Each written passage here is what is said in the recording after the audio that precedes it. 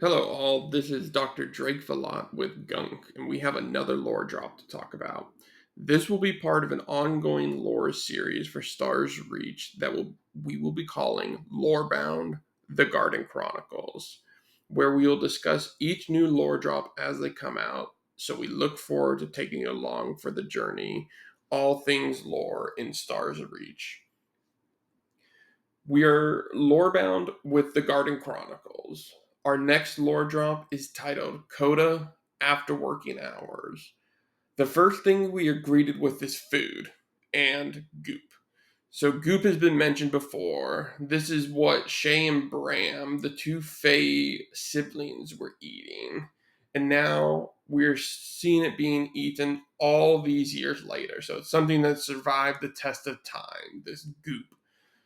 It definitely appears that some explorers definitely enjoy eating the goop, and it's almost a type of delicacy. So we wonder what this goop, if it goes well with anything in particular, or if it's just something you just eat on the side. With how much we've heard about goop, we're wondering if this is something we're going to end up seeing become a recipe in game, because we always see a lot of these little tidbits in lore that we end up seeing pop up in game. Raph has been working hard on getting the cooking profession already, so maybe we'll see that cooking recipe. We'll have to keep an eye out on once cooking gets in the game. A fun part of this piece of lore is we get our first look at another language. So, this language is spoken by a new character that is introduced, a Hansian called Raluin Luacrest. So, Hansians is a fish like race that we saw briefly in the interdicted lore story. So we get the phrase, quote, Zobek ni lubisa wexa tu, end quote. So it's never said what this quote exactly means, but it was said as like a possible greeting. It was a question. So it was when he came up and first met the assistant in the cafeteria. So again, we don't have a direct translation for this, but it seems like some type of greeting question type situation. We also get what appears to be an idiom in Hansian, or for the Hansian culture. It's quote Tuma le navi momo le puna, unquote, which they actually say in lore, that it roughly translates to eat when the food comes and keep your boat full, unquote. And then lastly, we hear him say, quote, Sippus, I'm such an idiot, unquote.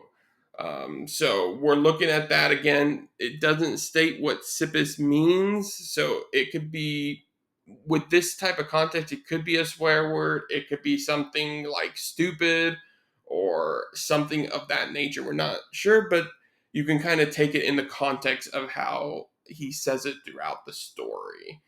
Um, but this is exciting for those. This is going to be a lot of fun for those who love the linguistic side to be able to start dissecting. And we hope to see a lot more of the different cultures and languages of the different races, because we have 8 of them. So we're getting a look a little bit more into the Hansian culture, some of the Hansian language. This is our potential first glance at the xenolinguistics profession that's been teased that it's going to be in the game at some point. So, again, lots of stuff gets dropped in lore that we potentially see into the game. So, this may be a tease to come. Being able to decipher different languages in game would be a lot of fun to be able to do. So we're gonna get back to the story. So we get a little insight from Raluin, the Hansian. when the assistant says she works in special projects. He describes special projects as, quote, the pinnacle. Only the best of the best get to work there. It's real problem solving, unquote. So this gives us a bit more information about special projects that not only do they do the secretive type of work that really seems to help, um, but they also are sounding like they only let in the best of the best. So it gives us more information, how other people see the TPL, specifically the Special Projects Unit. So it's always interesting to see those little tidbits that we can kind of piece together throughout the lore so we can get a better understanding of the special projects and what they actually do and how they're perceived out there in the world. Because there may be some that don't see it the same way, or there may be more that see it that way. So it's always interesting to see those little tidbits. Um, the it's the assistant then starts to talk about Charlie, trying to catch Charlie, the space otter, which we talked about that briefly in the last lore drop, and now we get some more, which we have a little bit more a little bit later. Charlie, um, it has become a lot more special to the TPL, which this lore story ties into. So it's really pretty cool when we get to that. We'll save that for a little bit later. But we do get a little bit more lore about the Hansians as well. So he says, quote, the Luhari back home, their good luck, unquote. So it's referring to the space otter. So they have some version of the Luhari. It could be an otter. We don't really know. It doesn't specify, but whatever it is, it makes the Hansian think of the Luhari when the space otter is brought up. And we learned a little bit more about them, that they guide lost boats home. They can play tricks, and they greet the explorers when they make it back to port. So we don't know exactly, but we know it has it spawns some type of memory from him when the space otter was mentioned. Will we eventually get to see a Luhari in game? Will we ever get to see some semblance of new Hansian culture since their homeworld of Bondsurf was destroyed? We don't know. Maybe once we finally get that glimpse of a water world in the Stars Reach, maybe we will see them. Or, for that matter, if we will see a space otter in Stars Reach. Is Charlie only one of his kind, or are there more of them? There's always a lot of questions we'll have in these lore drops as we kind of look through them, and we just continue waiting to see more lore drops so we can further expand our knowledge. So this is where we possibly get the first look at where players may start to come into lore. So this is the really cool part about Charlie and just in general what Stars Reach is doing. So the assistant is working on an immigration project because they are, quote, expanding in this sector. Whole new waves of humans from all the planets are finally being allowed into the garden, unquote. It seems she figured out the name of the initiative also with the help of Raluin, which it's Charlie, which is an acronym that stands for Celestial Hospitality and Resource Liaison Initiative, with Charlie the Space Otter as the mascot to help make the new arrivals to the garden feel welcome. Which this is so cool seeing happen in lore. And then, of course, what we're greeted with in the game is likely this program to bring on new players, the new player experience, the TPL Starbase that welcomes us. Uh, it it's we see it in lore, then we see it introduced in game. It's that continuity, and then on top of that, we get with Charlie the Space Otter as a mascot. It helps They create a real life merchandise line for this with shirts, jackets, stickers that you can buy, showcasing Charlie Otter as the mascot and the TPL program for new arrivals. This new line is called the TPL Recruitment Cash. You can find this merchandise on their website at starsreach.com. It's so you're not only tying lore into the game, you're also tying in the merchandise angle as well. It's a cyclical thing that's just really showing that they're really diving into this lore, and it's really making it part of what makes Stars Reach really unique. And on top of that, we talked about last time how Stars Reach is incorporated a player built city into the lore.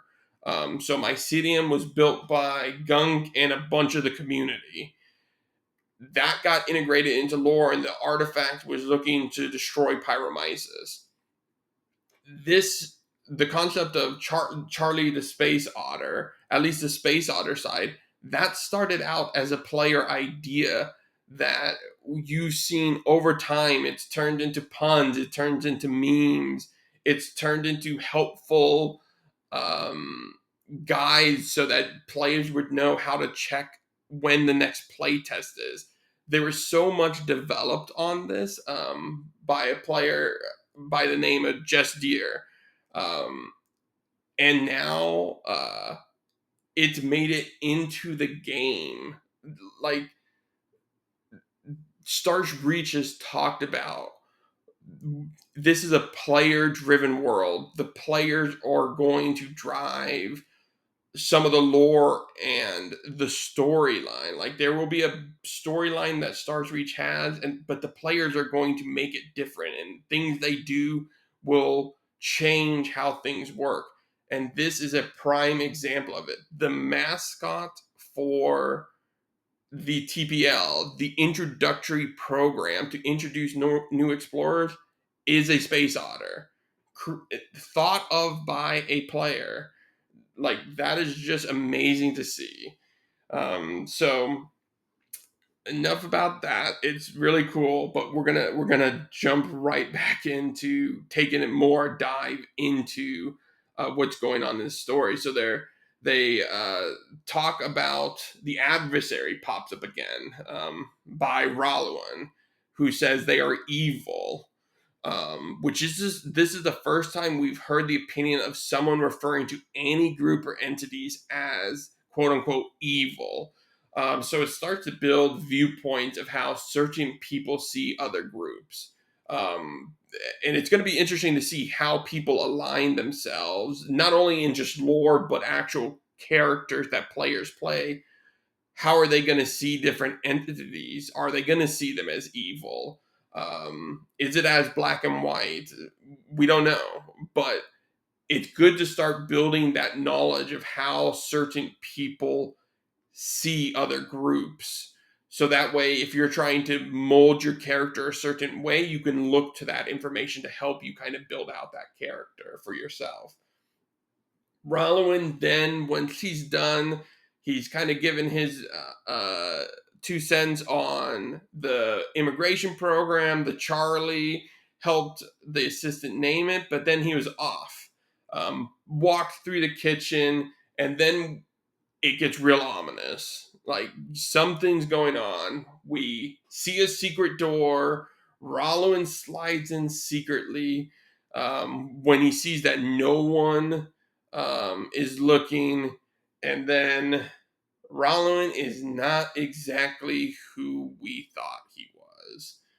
He appears to be outfitted with some type of cybernetics, cybernetic eye, an artificial arm, and some type of auditory implant. And through this auditory implant, we hear a voice come through that states, quote, Warden Luacrest, report, unquote. So we finally get to learn more about the Wardens, which We had a brief mention about them in the last lore drop that left us with so many questions when the servitors had told the TPL that the wardens would be watching the clave if they tried to interfere with the artifact heading toward Pyromyces. So we find out that this new character, Ralwin, is a warden, and we have it that he's talking to a servitor. So this is really interesting. We have Ralwin report back on the assistant to the servitor who he's speaking to, giving him a report. And we get a potential tease, or maybe we're just looking a little bit too much into the lore, but that's kind of part of the fun. He says she is an expert in, quote, filing system and library science, unquote. So is this a hint at libraries will be possible in-game in Stars Reach? I know we all certainly hope so. Being able to keep the history of Stars Reach and read it in-game, or having research papers written, or documenting things about the history or professions, it would be so much fun. But I definitely digress. He's saying that could have destroyed the artifact, that she could have destroyed the artifact, the TPL could have destroyed it, speaking about Bunton, but not likely. Or no, sorry, this is the assistant, but it's not likely. So some artifact was destroyed, which this was. We find out later that this artifact they are talking about is the one that was going after Pyromyces, because and we know how important the servitors care about the artifacts. They definitely care more about these artifacts than any amount of human life.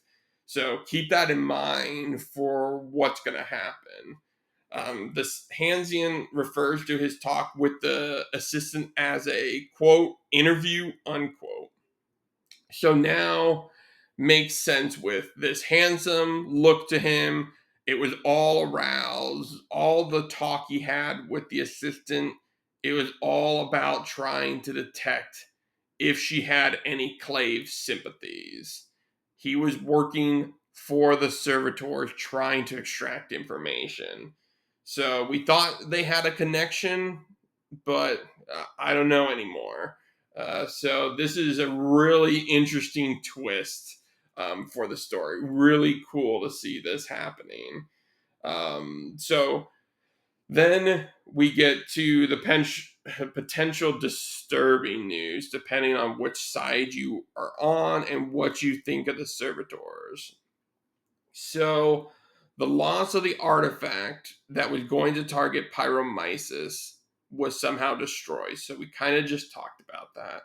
But the servitor said they had no evidence against Commissioner Boonton, but they took corrective measures anyway. These corrective measures, well, they destroyed Pyromyces, which was the target for the artifact. And they also, quote, destroyed a few more worlds in the same system while there. The message should be received. You have done well, Warden, unquote. So, again, they tied this masterfully into the game. We received an in-game notification from the TPL on the last day before this new patch. So this would have been on Monday of this week, Eastern Standard Time. The in-game notification was from the TPL bulletin that stated, quote, reports are coming in from many locations over the globe of strange astrological disturbances. TPL bulletin, astrological disturbance escalate globally, unquote. And one of each of these planets was wiped out that day. Zaraxa, then Ascarion, then Gaiamar, Rodin 4, and then Pyromyces saved for last. Was this sent by the TPL? Did the servitors intercept it? We don't know. Was it a last-ditch warning that the TPL may have found out that something was happening and trying to alert players to get off the planet, to save themselves, to get away from these planets? We don't know. Maybe it was enough information that we can get a ship out to save some of them. We don't know. This may have been a warning, or it just may be an automated message. It'll be really interesting to see more information about Boonton and the assistant and how they handled this situation. If they had any fair warning, would they go against the servitors? There's a lot up in the air, lots of questions that are unanswered with this, but this is a huge drop of information. The servitors were behind the attacks on those planets and the destruction of them. So again, it almost seems like the servitors were getting back because their artifact was destroyed, so they were going to play the game, and now we're just going to destroy your planet. So interesting aspect, because it seems almost like a human reaction for these servitor overlords. So we're gonna have to pay attention to that, because we've heard about some of the these artifacts going crazy, essentially. So that's one thing that we're going to be paying attention on is we saw servitors starting to kind of go outside their program and like eating different types of food and stuff like that. So it'll be really interesting to see if these servitors can kind of move around their programming and do things differently. So and this was again culminated all in game. 2 hours were spent destroying these with meteors dropping, and then you get this story and lore that talks about it, and it's one of the biggest twists I think that we've seen in lore so far. So we get it in game, we get it in lore. You can kind of see the pattern happening. This is everything is playing in together. They are weaving it into one story, which is amazing to see in a game. Especially this is pre-alpha we're talking about. So this is so cool to see that the levity of what could happen in the world, and then something that happens to the players, and it could end up in lore. So there's so many opportunities. So there was something sinister going on. We had questioned if there was something like that in our last video, um, but depending if you're on the servitor side or not, will determine if you think it was sinister or not. Because they need to protect the artifacts at all costs, even at human life, is seemingly what the servitors believe in. And we know there are servitor sympathizers, or those that side with the servitors. So it's going to be an interesting quote unquote battle between these different factions and who side with which groups. We'll definitely be keeping an eye on that. So it's they were back to the lore. We get some more information that there was some programming running in the Hansian, stated as, quote, Warden Ralwin Luacrest felt the program's sense of satisfaction rise within him, the feeling he got when the rules were followed and the order of the galaxy was maintained, the feeling of clean code, fast execution, and no bugs in the system. He held on to that feeling until he felt the servitor disconnect and the link broken, until his systems told him he was no longer watched, unquote. After that breath, he thought about all the lives lost, and he had to recite a quote, secret mantra. The goal is reprogramming. The goal is reprogramming. The goal is respect, unquote. And then the story comes to a climactic end. Quote, he could put up with their rigidity and callousness if he and the other wardens could just reach that goal. As long as he didn't let the feeling of the power the implants gave him sweep him away, as long as he didn't let the feeling of the clean code sweep his whole mind away, unquote.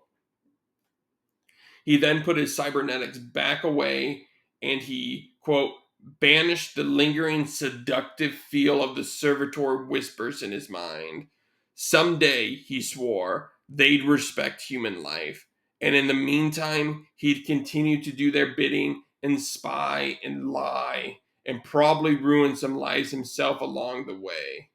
But he had to admit, she, as in the assistant, was kind of cute, unquote. So, mind blown. This you just get to see so much information in this couple paragraphs in the lore. We thought he was one thing, and then turns out like we get this twist, and he's really seems like a double agent type of thing. So we have the lore twists in this. We get the initial.